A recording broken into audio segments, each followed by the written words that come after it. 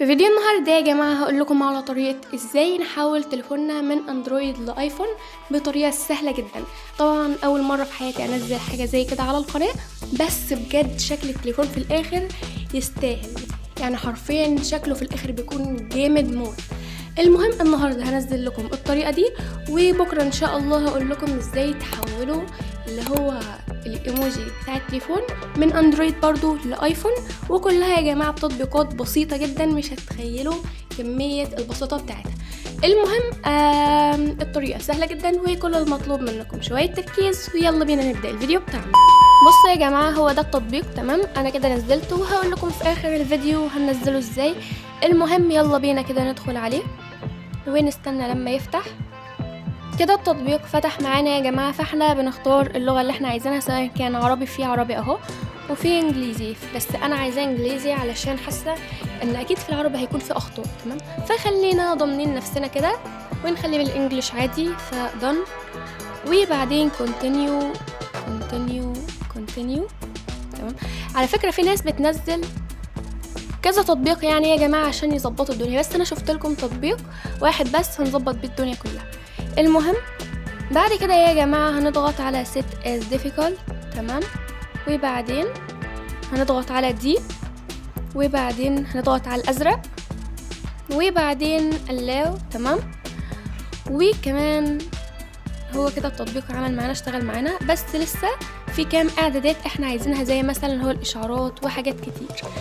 المهم تعالوا كده ما ندخل على التطبيق تاني ونستنى كده لما يفتح. وبعد كده يا جماعه شايفين ده هما تطبيقين اتنين بس، مش هنزل اكتر من اتنين زي ما الناس بتعمل. المهم هنضغط على دي، وبعدين هنضغط على داونلود، تمام؟ ونخليه ينزل زي كده 26 ميجا بايت، تمام؟ هننزله زي كده. وتعالوا ما اقول لكم هنزل التطبيق بالمره ازاي عبال ما ده يتحمل يعني على التليفون.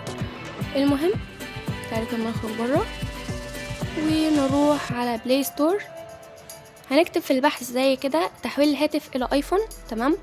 وهتلاقوا اول تطبيق موجود هنا كده، هتثبتوه وبس، تمام؟ هو ده يعني التطبيق اللي عندي. المهم اول ما ده كده يتثبت، مش عارفه يتثبت ولا ايه لسه.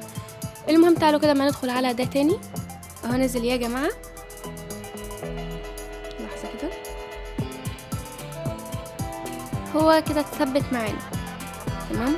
فبعد كده هنستنى لما دي تتحمل، وشايفين دي هنضغط عليها اللي هو التطبيق اللي احنا لسه مثبتينه، فهنستنى كده لما يفتح، تمام؟ نقفل التطبيق اللي في الخلفيه الاول. كده فتح معانا يا جماعه، تمام؟ فبعد كده هنضغط على كونتينيو، وبعدين هنضغط على السهم ده والسهم ده. بصوا هنا بقول لنا ان احنا نقدر دلوقتي نشغل موسيقى فوق، وكمان اللي هو نسجل بصوا كل حاجات الايفون 15. المهم هنضغط كده، وبعدين نستنى لما الاعلان يروح. المهم يا جماعه هنضغط كده على الاكس، وبعدين هنضغط على اللي هو enable dynamic island، تمام؟ وبعد كده هنضغط على allow، وبعدين هنعمل ده كده turn on، اوكي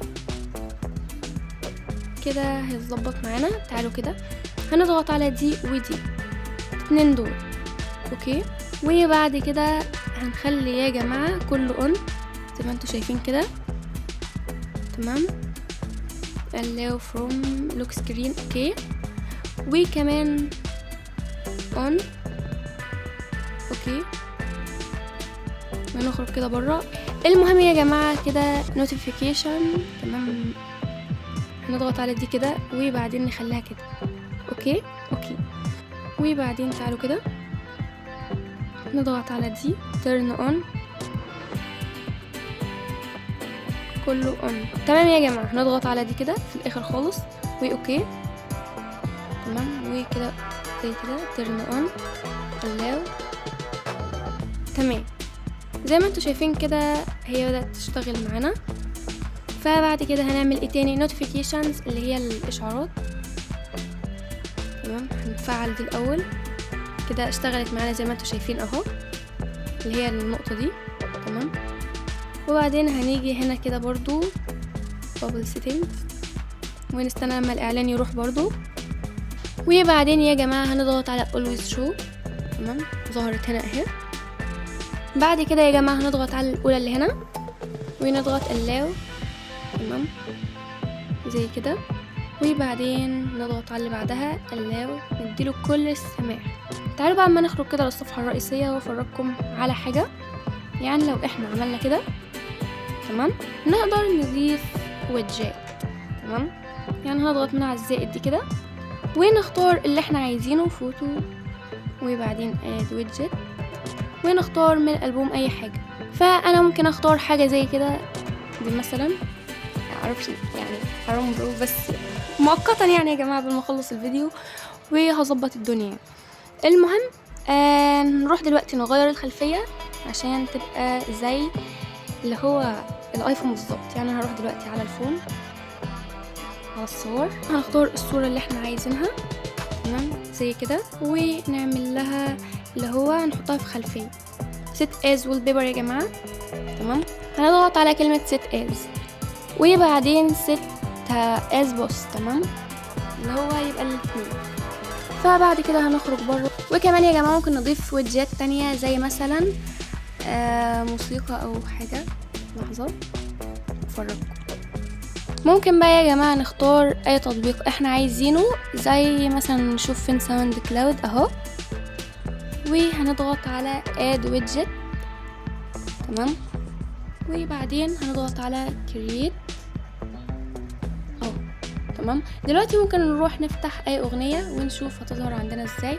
لحظة يفتح اهو، وبعدين نختار اي حاجة من اللي احنا مختارينهم. تمام، بغض النظر عن ذوق المتناقض في الاغاني، بس مثلا يعني هنجيب حاجة من بتاعة زمان، فمثلا هنجيب عهد الاصدقاء. وبعدين كده يا جماعة هخرج بره، شايفين كده اهو، وكمان ظهر عندي في الاشعارات. تمام، زي ما انتوا شايفين كده كل حاجة فل الفل، نفس الايفون، تليفونك بقى ايفون.